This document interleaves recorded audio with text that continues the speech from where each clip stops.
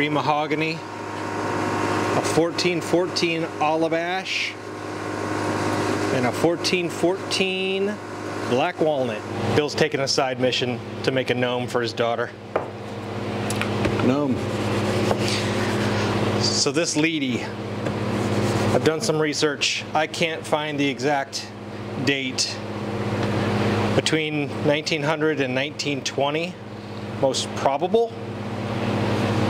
Steam bent. It is stamped on the inside, manufactured by Leedy Manufacture Co., Indianapolis, Indiana.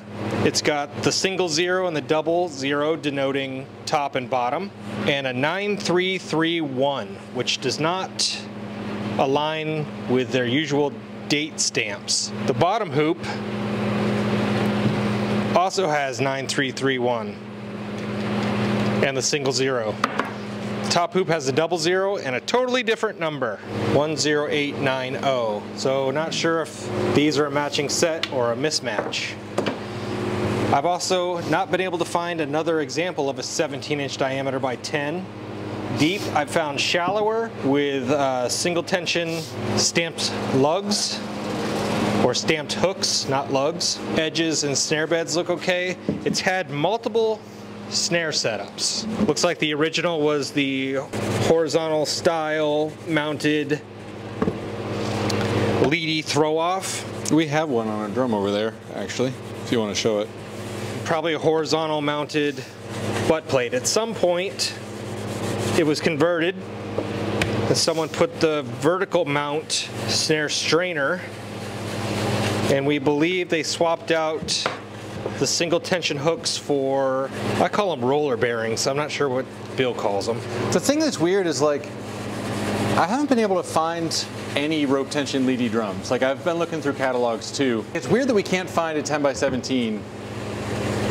And it does seem like this probably was single tension, like rod tension originally, but it's weird that it's 10 inches deep without center posts if it was rod tension.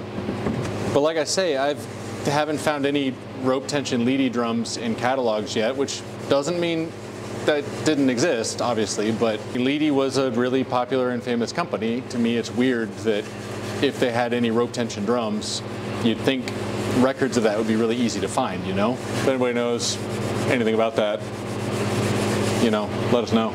Thus far, we've cleaned the drum lightly with soap and water. I ran over it 2 to 3 times. We're not sanding back and refinishing. We're leaving all the finish, even where it's missing. We like the patina, we like the battle scars. It's a really nice piece of maple too. We're leaving these original dowel type plugs that show the end grain. We added these newer plugs and dyed them, spot poly to try to get them to blend in.